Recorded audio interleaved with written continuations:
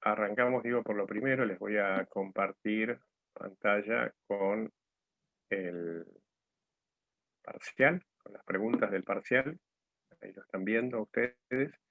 Bueno, acá tenemos todas las preguntas y marcado en amarillo sus respuestas correctas.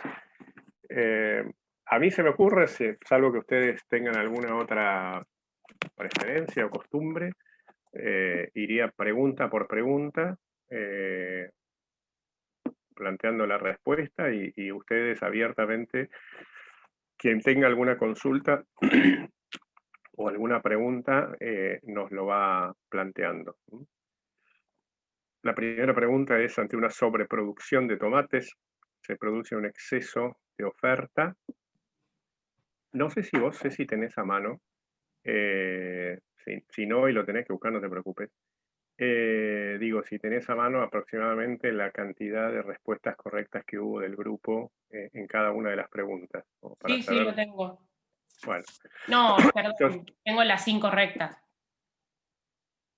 Bueno, es lo mismo. claro, está Está bien, perfecto. sí. Entonces, ante cada pregunta, comentame, digamos, si fue una pregunta mayoritariamente respondida bien o lo contrario. Entonces, Dale. ante una sobreproducción de tomates se produce un exceso de oferta. ¿Qué se espera que suceda con el precio del producto? Yo, en algunas que otras preguntas, chicos, me voy a tomar la libertad de a lo mejor hacer alguna acotación, si se quiere, didáctica, entre comillas, como para que quede claro algunos conceptos, ¿no? Obviamente, cuando hay una sobreproducción de cualquier bien, esto ocurre fundamentalmente en los productos que tienen, que son perecederos, como es el caso de las hortalizas. Al haber sobreproducción, generalmente hay un exceso de oferta y viceversa. Cuando de repente no entran a Buenos Aires tomates de alguna zona productiva porque hubo una helada, una lluvia o lo que fuere, generalmente hay una disminución de oferta, todo lo contrario. Entonces, cuando ocurre un exceso de oferta, como se plantea en esta pregunta, lo que sucede en términos de precio es que el precio disminuye por una cuestión de libre juego de la oferta y la demanda, ¿no? La respuesta correcta es: disminuye su precio. Acá, ¿cómo fue, Ceci? Y 6 la contestaron mal. Fue una de las que más errores hubo. Bueno, me detengo entonces en un minuto en eso, vale decir, Sí, esto forma parte del concepto que hemos visto en la parte de microeconomía de exceso de oferta y exceso de demanda. Cuando hay un exceso de oferta de un bien, cuando hay un exceso de oferta de un bien, eh, hay mucha oferta en relación a la demanda para ese bien. Entonces, en esa relación, mucha oferta, poca demanda, el primer elemento de ajuste que se produce es una disminución en su precio. Es decir, como hay mucha oferta, quienes producen ese bien que está en exceso de oferta van a tener que reducir de alguna manera su precio si es que quieren vender la totalidad de la oferta, que es mucha, ¿no? Entonces, naturalmente se produce en esos casos una disminución de su precio. El precio baja para volver a encontrar un punto de equilibrio, y a medida que se va produciendo una venta de los excesos de oferta, empieza a reducirse la oferta y probablemente luego, en un segundo momento más distante, empiece a ocurrir que el precio vuelva a subir o vuelva al punto de equilibrio preexistente. Es decir, siempre que hay un exceso de oferta, el precio disminuye. Y por el contrario, siempre que hay un exceso de demanda, es decir, poca oferta en relación a la demanda, el precio por el contrario aumenta. Repito, yo voy avanzando. El que tenga alguna duda, alguna pregunta, con libertad, levanta el micrófono y lo plantea.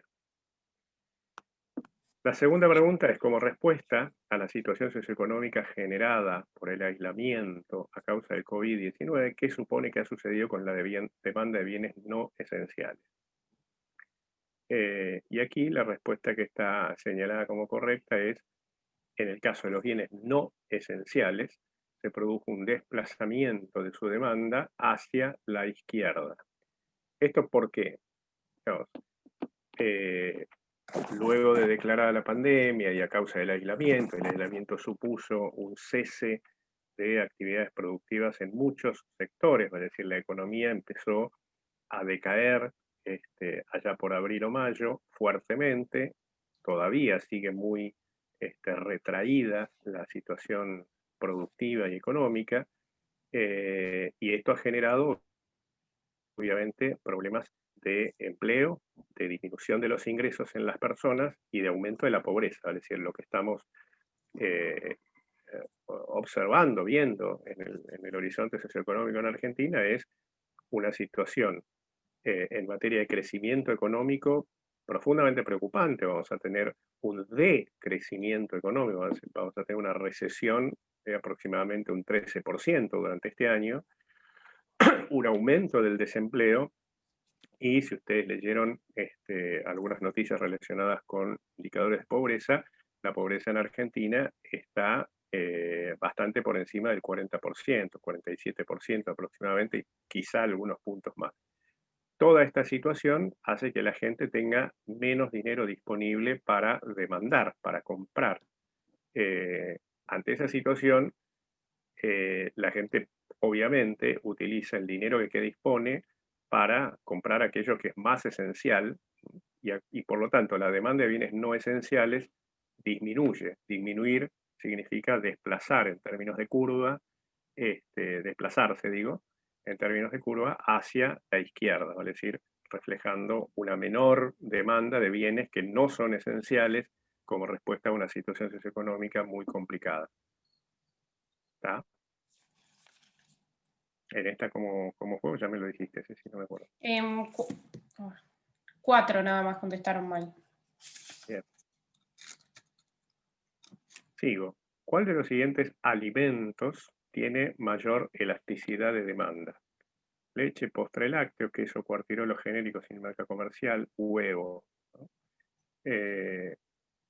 Claramente el alimento que es más elástico, ¿no? Es decir, cuya demanda reacciona en forma más marcada frente a a un corrimiento, a una modificación en su precio, no es la leche fresca. La leche fresca es un producto más bien inelástico por su poca sustituibilidad y por su alto grado de necesidad percibida por las personas. El queso cuartirolo también, parecía que el queso cuartirolo es probablemente el más inelástico de los quesos que existen, y los huevos también. Tanto la leche fresca como el queso cuartirolo como el huevo son tres alimentos cuya demanda tiende a la inelasticidad, tiende a un valor bajo.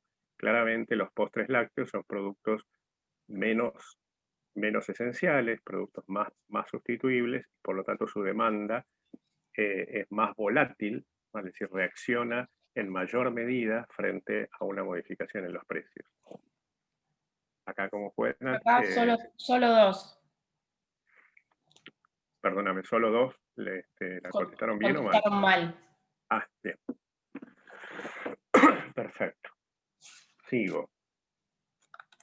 ¿Cuál de las siguientes características es típica del mercado de pollo fresco?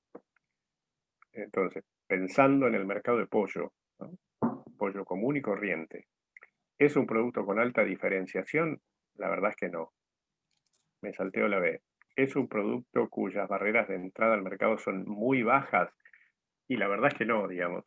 No es probablemente producir pollo, no es una actividad que requiera enormes complejidades desde el punto de vista tecnológico, pero tampoco sus barreras de entrada son muy bajas, ¿no? Es decir, si yo pasado mañana quisiera poner a producir pollo, y seguramente voy a tener que invertir, voy a tener que conocer cómo es el negocio de producir pollo, voy a tener que comprar galpones, maquinaria, alimentos, voy a tener que saber cómo se alimentan los pollos. Es decir, las barreras de entrada muy bajas no son. Tampoco son las más altas, pero no son muy bajas. ¿La información hacia el consumidor es muy asimétrica? No, la verdad que no. Como no es un producto, es decir, la información asimétrica está muy vinculada a la diferenciación. Si estamos diciendo que el pollo no es un producto muy diferenciado, entonces su información no necesariamente es demasiada. Es demasiada. La información necesaria para comprar pollo, para participar del mercado de pollo, no es muy asimétrica. Y la respuesta B efectivamente es la correcta. El precio del pollo se forma en una situación de precio-aceptancia, es decir, no hay un marcado oligopolio en la producción de pollo, sino que es un mercado generalmente muy concurrido. Muy concurrido significa que hay muchos oferentes, muchos productores, y eso determina una situación de precio-aceptancia. ¿Cómo fue esta, Ceci? Acá contestaron 5 mal. Bueno. Vayan, chicos, a medida que vamos avanzando en las preguntas, vayan reflexionando, vayan preguntando, etcétera, ¿no?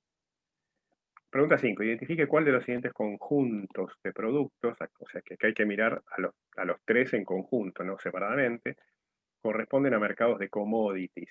Mercados de commodities son mercados poco diferenciados o no diferenciados, mercados generalmente de cosas que se compran o que se consumen a granel, sin marca. Garbanzo, galletitas dulces, postrecitos lácteos, es decir, los tres pueden tener marca, los garbanzos muchas veces se compran sin marca, las galletitas dulces tienen marca, los postrecitos lácteos también, o sea que no son el mejor ejemplo de mercados de commodity. Pan francés es un commodity claramente, pero el yogur no, los garbanzos, algunos sí, otros no. Garbanzos de vuelta, el pan francés de vuelta, fórmulas infantiles claramente no son para nada commodity, son uno de los ejemplos más claros de un producto diferenciado. Entonces, la pregunta D, que reúne a la carne fresca, es un commodity, al pan francés es un commodity, a los garbanzos mayormente son commodities, es la opción correcta. Acá contestaron 4 mal. Bien. ¿En cuál de los siguientes mercados hay mayores barreras de entrada? Facturas de panadería, delivery de pizzas, pre-pizzas o leche chocolatada. Partamos de la base que siempre en cualquier mercado alguna barrerita de entrada existe, o sea, no hay ningún mercado en el que haya 0 barreras de entrada. Acá la pregunta es, ¿en cuál de los siguientes hay mayores barreras de entrada? Entonces, si uno se pone comparativamente a analizar estas 4 opciones, claramente la leche chocolatada, que es un producto de marca, es un mercado relativamente oligopólico, no hay muchas marcas de leche chocolatada, es el mercado que uno visualiza como de mayor barrera. Acá, Ceci. Acá 4 contestaron mal. Bueno, vamos a la séptima. ¿Cuál de las siguientes condiciones es propia de un mercado de competencia monopolística? ¿Cuál es propia de un mercado de competencia monopolística? En un mercado de competencia monopolística, ¿hay alta competitividad entre múltiples oferentes? Claramente no, porque el mercado de competencia monopolística es un mercado oligopólico. ¿El precio se forma en situación de precio-aceptancia? No. En general, en los mercados de competencia monopolística, el precio está conformado, o sea, se forma en función de la posición dominante que suelen tener las pocas empresas que concentran ese mercado. ¿Hay una alta influencia de la marca en el mercado de competencia monopolística? Claramente la hay, ¿no? Es un mercado en donde la marca de los bienes juega un rol muy esencial. ¿Es de demanda inelástica? No. Justamente un mercado de competencia monopolística se caracteriza por una demanda bastante elástica, claramente no elástica. Acá 3 contestaron mal. Bien. 8. Un aumento de la jubilación mínima por encima de la tasa inflacionaria produce en los jubilados que la perciben. Obviamente la jubilación mínima es la jubilación que perciben los jubilados más pobres, ¿no? O sea, es el mínimo valor de la jubilación. Entonces, se supone que quienes perciben la jubilación mínima, en general, no todos, obviamente, pero en general, son personas o hogares con un nivel socioeconómico más bien bajo. Entonces la pregunta es, si a esas personas que cobran la mínima les aumentan la jubilación por encima de la tasa inflacionaria, ¿vale? Es decir, si la inflación del año, por ejemplo, fuera 30% y les aumentan la jubilación 35%, significa que le ganan a la inflación, ¿no? O sea, que tiene un aumento que le ganó 5 puntos a la inflación. Entonces, ¿qué va a suceder con la economía de esas personas? ¿Va a aumentar el consumo de bienes inferiores? Uh, no es la situación más, más claramente visible. ¿Se va a correr hacia la derecha la curva de demanda de alimentos? Sigo antes de ir por la respuesta B, que es la correcta, ¿no? ¿Se va a correr hacia la izquierda? Por el contrario, la curva de demanda de alimentos va a decir, ¿van a comer menos alimentos? ¿Van a comprar menos alimentos? ¿O no va a haber ningún efecto sobre la demanda de alimentos? De las 4 preguntas, claramente la más correcta es la pregunta B, es decir, si un jubilado que cobra la mínima y que probablemente no esté comprando todos los alimentos que le gustaría comprar porque su sueldo es bajo, y de repente se encuentra con una situación en la que le dan un aumento que superó a la inflación, es decir, que le gana el aumento a la inflación, bueno, probablemente lo que va a hacer es comprar más alimentos. ¿Por qué? Porque un jubilado que gana la mínima probablemente es una persona que no compre todos los alimentos que quisiera comprar. Si le aumentan bien el sueldo, probablemente lo primero que haga es comprar más alimentos. ¿Acá Ceci? Esa 3 nada más contestaron Bien, mal.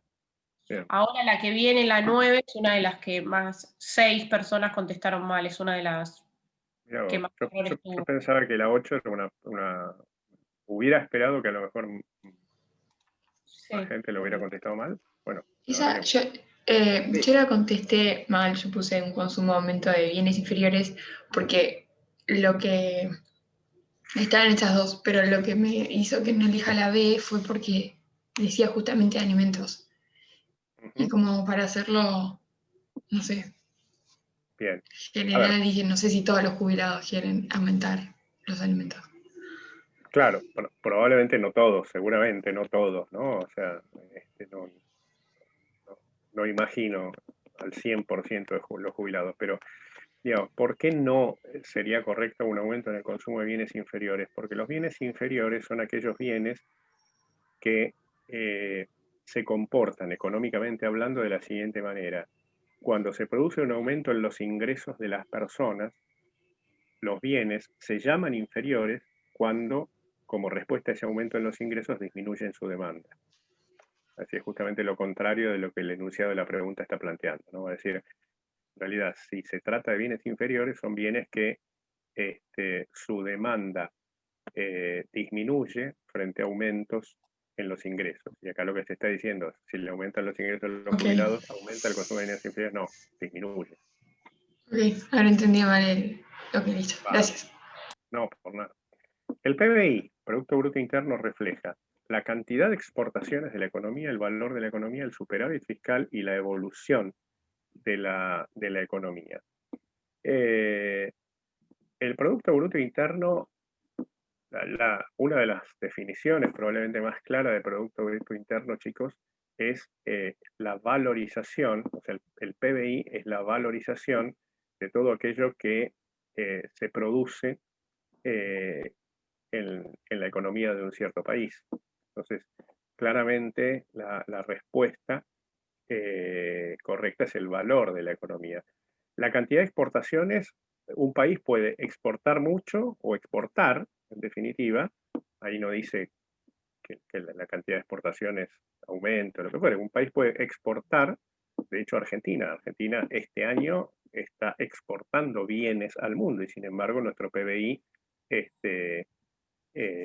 va a decrecer un 13% probablemente. O sea que el PBI no refleja necesariamente la cantidad de exportaciones, tampoco refleja el superávit fiscal. El superávit fiscal es propio de la política impositiva de un país, y tampoco refleja la evolución. La evolución en todo caso será reflejada a través de la comparación en el tiempo de cómo va cambiando el PBI de un país. Entonces, la respuesta más correcta, o la respuesta correcta, no la más correcta, la respuesta correcta en esta pregunta, claramente es el valor de la economía. Es decir, el PBI es el reflejo claro, chicos, de cuánto vale la economía de un país. Ese es el Producto Bruto Interno, es la mejor definición de Producto Bruto Interno. Me llamó un poquitito la atención lo que me decía Ceci, que esta haya sido la pregunta en la que más le pifiaron, porque probablemente es una de las más fáciles, porque es una definición clara y llana, ¿no? Acá no hay mucho que pensar, como por ejemplo en la pregunta 8, uno tiene, bueno, ¿qué hará un jubilado? ¿Qué significa que gane la mínima? Etcétera, etcétera. Acá es claramente una definición. El PBI es el valor, o refleja el valor de la economía de un país, ¿no? Claramente. Repito el concepto que ya lo mencioné 2 veces hoy. Nuestra economía este año va a valer un 13% menos que en el 2019 como causa de las equivocaciones del gobierno y como causa de la pandemia, obviamente. Las dos cosas sumadas van a hacer que nuestra economía valga en 2020 un 13% menos que lo que valió en 2019. Sigo. La pregunta 10. El mantenimiento de una tasa de interés superior a la inflación. Una tasa de interés superior a la inflación significa, o en economía se la conoce como una tasa de interés positiva. Significa que la tasa de interés le gana, está por encima de la inflación. Si la inflación fuera el 30 y la tasa de interés es, por ejemplo, 32, 33%, ¿esto qué generaría? ¿Favorecería la inversión? No. ¿Favorecería el endeudamiento? No. Si la tasa es alta, yo no voy a tener ganas de ir a pedirle al banco un préstamo. ¿Favorece el ahorro? Y sí, la verdad que favorece el ahorro, porque si el banco me está ofreciendo una tasa de interés que está por encima de la inflación, y bueno, la verdad es que me conviene más poner la plata en el banco que usarla para gastar en bienes, ¿no? ¿Favorece el superávit fiscal? La verdad es que no favorece el superávit fiscal, o tiene poca relación, si se quiere, con el superávit fiscal. O sea, claramente una tasa de interés positiva, superior a la tasa inflacionaria, favorece el ahorro, hace que la gente se desprenda de su dinero y lo deposite en los bancos. Fíjense, por ejemplo, que hoy, si alguno de ustedes leen los diarios todos los días, van a ver que hoy una de las noticias económicas de hoy es que el Ministerio de Economía, el ministro de Economía, está anunciando seguramente el lanzamiento en estos días de unos bonos con la intención de frenar el alza que está teniendo el dólar todos los días, excepto ayer. Y esos bonos van a tener el atractivo, es decir, por qué los bonos que hoy se van a anunciar o se están anunciando son atractivos para la gente, porque están atados al crecimiento del dólar. Es decir, si el dólar crece, esos bonos le van a rendir más dinero a la gente. Es decir, de alguna manera, los bonos que se están lanzando ahora tienen el incentivo de una muy buena tasa de interés. Entonces, cuando la tasa de interés es positiva, cuando la tasa de interés es atractiva, cuando la tasa de interés supera la inflación, esto termina siendo un incentivo para que la gente, en lugar de gastar su dinero o invertir su dinero o pedirle un préstamo a los bancos, al contrario, ponga su dinero en los bancos por el atractivo de esa tasa de interés. ¿Acá cómo fuese? ¿Sí? 4 contestaron mal. Bien. Bueno, la pregunta 11. ¿Cuál de los siguientes factores determina una disminución del precio del dólar en la economía argentina? ¿Cuál de los siguientes factores determina que el dólar baje? En definitiva, eso es lo que se está preguntando. ¿Cuándo baja el dólar? Cuando aumentan las importaciones, no. Si hay un aumento de las importaciones, el dólar tiende a subir, porque hay mucha demanda de dólares.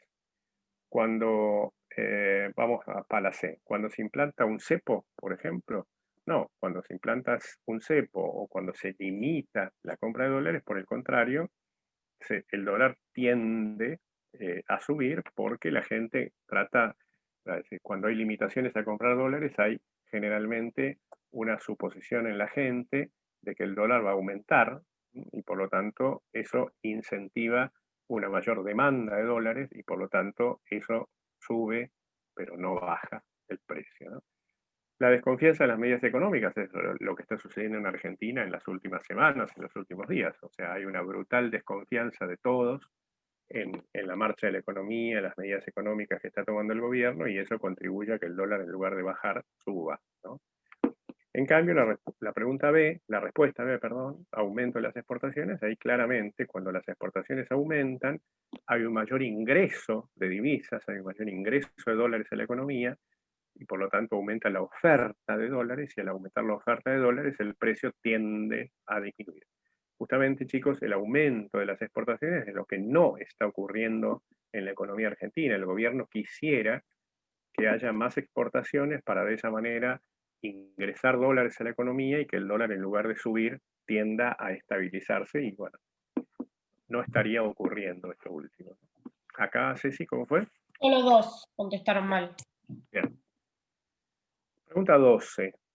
¿Cuál de las siguientes situaciones es más regresiva desde un punto de vista de política fiscal? ¿No? ¿Cuál de las siguientes situaciones contribuye a tornar más regresiva, más inequitativa la política fiscal? Cuando aumenta el impuesto a las ganancias, no, ya habíamos dicho en clase que el impuesto a las ganancias es un impuesto progresivo, así que no contribuye a la regresividad. Cuando aumentan las retenciones a las exportaciones, no, tampoco, no tiene relación con la progresividad. Vamos a la D. Cuando aumenta el impuesto a la compra de dólares, el impuesto país, el 30% que nos cobran cuando queremos comprar dólares, no, esto no torna más regresiva la situación fiscal. Claramente la respuesta es un aumento del IVA, siendo que el IVA, lo dijimos varias veces, es el impuesto más regresivo que tenemos en la economía, con lo cual un aumento en la tasa del IVA, en la alícuota del IVA, obviamente que contribuye a la regresividad en términos de política fiscal. ¿Acá cómo fue? 5. Bueno. Pregunta 13. Identifique cuál de los siguientes conjuntos de mercados refleja mejor a los de tipo oligopólico. ¿Papa y teléfonos celulares? No, la papa no es oligopólica, pero la telefonía celular claramente sí. Huevos y películas por streaming, los huevos no, pero las películas por streaming Netflix sí. Manzanas y electricidad, manzanas no, pero el servicio de electricidad es oligopólico. Servicios de telefonía celular y de electricidad, claramente. Ambos, ¿no?, son oligopólicos. Es decir, en las tres respuestas anteriores había un oligopólico y un commodity. En la pregunta D es la única en la que los dos bienes, ¿sí?, o servicios son de tipo oligopólico. Acá, Ceci. 3 contestaron mal. ¿Cuál de las siguientes medidas o intervenciones contribuye o puede contribuir a expandir el dinero circulante en la economía? Es decir, ¿cuál de las siguientes medidas tiene como resultado una política expansiva en lo monetario, ¿no? El IFE, claramente sí. O sea, el IFE, el ingreso familiar de emergencia, que fue implantado a partir de la pandemia, contribuye a que haya más plata circulando en la economía. El aumento de la tasa de interés, como ya vimos en alguna pregunta anterior, no. El aumento de la tasa de interés contribuye a que la gente ponga su plata en los bancos, pero no que la use. El déficit fiscal, obviamente, si hay una situación de déficit fiscal, justamente lo que falta es plata, no sobra plata. Y la liberación del cepo cambiario, claramente no. ¿Vale? Si el cepo, supongamos que mañana el Ministerio de Economía diga se levanta el cepo cambiario, ¿qué es lo que ocurriría? Que una enorme cantidad de gente seguramente saldría a cambiar sus pesos por dólares, con lo cual la cantidad de pesos no aumentaría, no se expandiría, sino todo lo contrario, se limitaría muchísimo. Entonces, claramente acá la única respuesta correcta es la A, el IFE.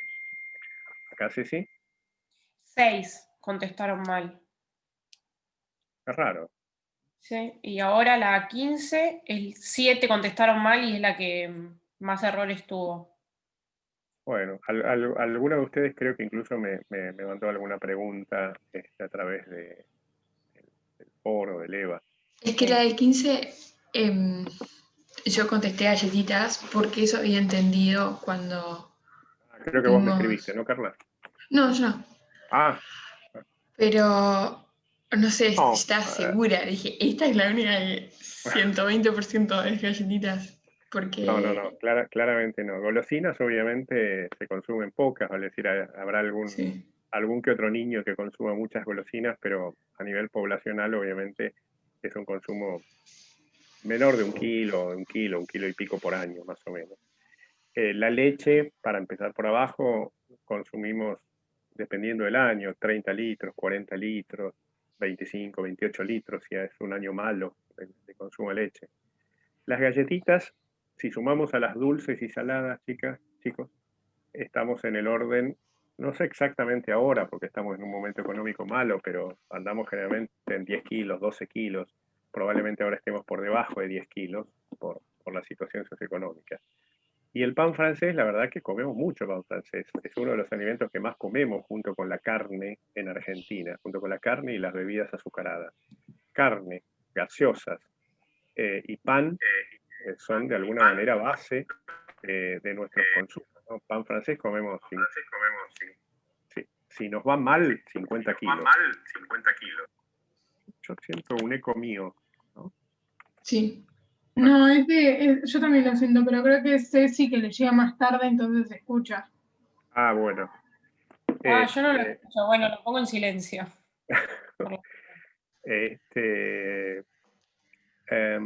Pan francés, digo, si es un año muy malo, comemos 40, 50 kilos, pero pan francés comemos normalmente 60 kilos, 70 kilos. O sea, claramente es uno de los consumos más importantes que tenemos en la economía alimentaria, ¿no?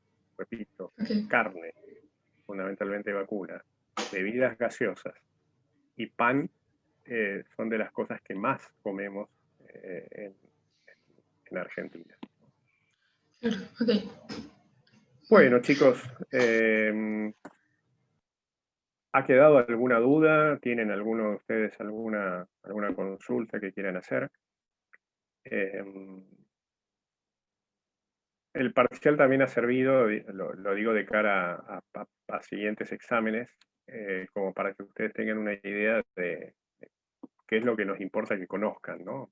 Han visto que son muy pocas, contadísimas las preguntas que van directamente a una definición conceptual. La mayor parte, digo bien, de las preguntas apuntan a que ustedes puedan aplicar en términos prácticos los conocimientos aprendidos en clase. ¿El final va a ser así también? Sí, el final, recordame, Ceci, no sé si es escrito o oral. Lo tenemos que ver, generalmente es oral. Bueno, pero de todas maneras, independientemente que sea escrito y oral, para contestarte, Lucila, va a ser así en términos del estilo. Repito, ¿no?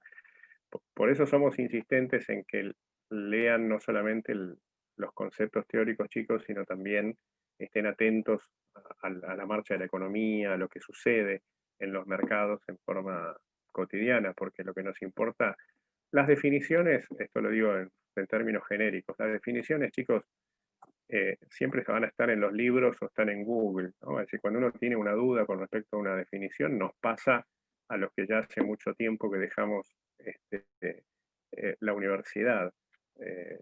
Yo a veces tengo 1000 dudas con respecto a la nutrición porque hay conceptos que obviamente me he olvidado. Entonces, cuando me olvido un concepto, voy a Google o voy a algún libro y me lo refresco.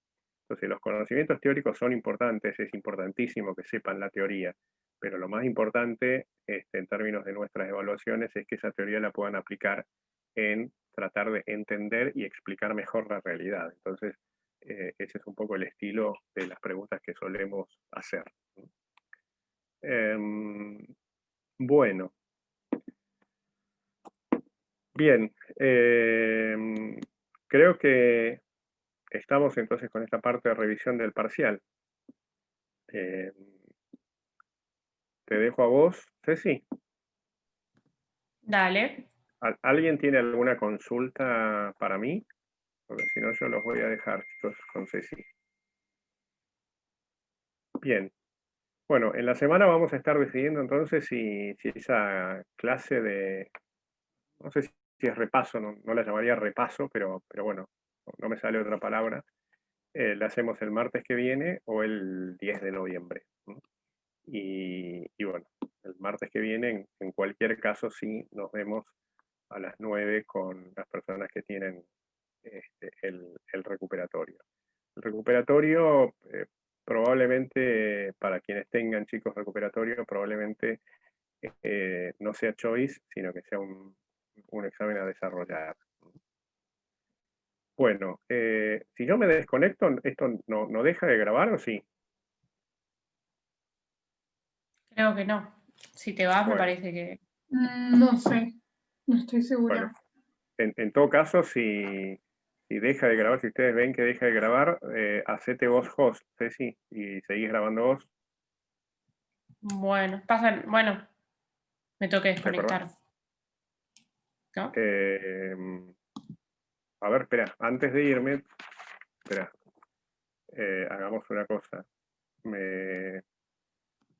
Primero voy a dejar de compartir esto y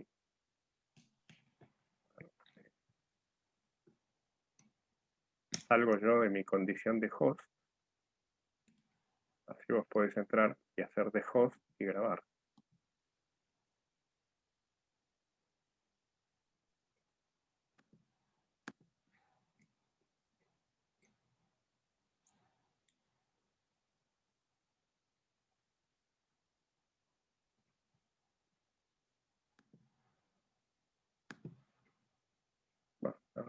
Bueno, no sé cómo dejo de hacerme host.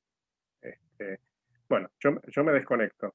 Si ven que se dejó de grabar, te haces host vos. ¿Sabés el código, Ceci? ¿Tenés a mano? Sí, sí.